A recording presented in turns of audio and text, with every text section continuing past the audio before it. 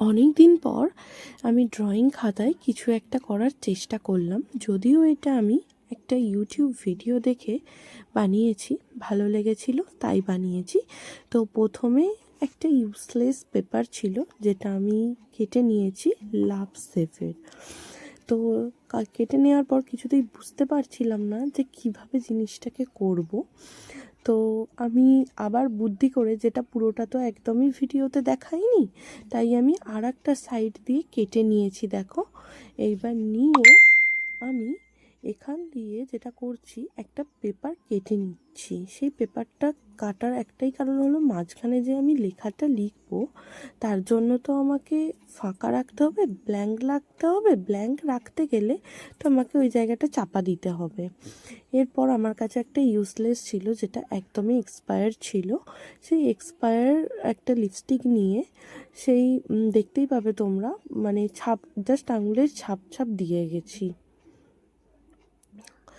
মাঝে মাঝে একটু সরে যাচ্ছিল। এর মাঝে আমি আরেকটা জিনিস করেছি যেটা হয়তো আমি দেখাতে ভুলে গেছি।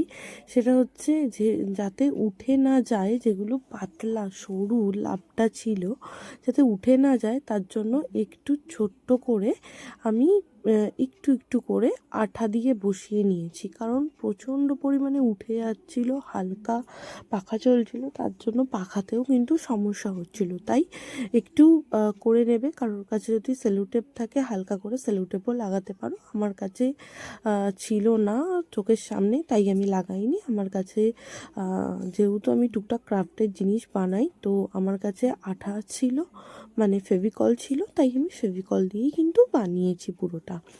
তো পুরোটা এইরকম লিপস্টিক দিয়েই করেছি। আর একটা ছিল, ভেবেছিলাম যে রেড দিয়ে করব, পিঙ্ক আর রেড দিয়ে, কিন্তু রেডটা দিইনি। যেহেতু রেড আমার কাছে এই ক্রিমি লিপস্টিক ছিল না, পুরোটাই ম্যাট ছিল, তাই কেমন হবে না হবে, হাত থেকে উঠবে কি না, এরকম আমার একটা এই নিয়ে মতভেদ ছিল। তাই জন্য আমি ওটা নিয়ে যেহেতু শিওর ছিলাম না, তাই করিনি।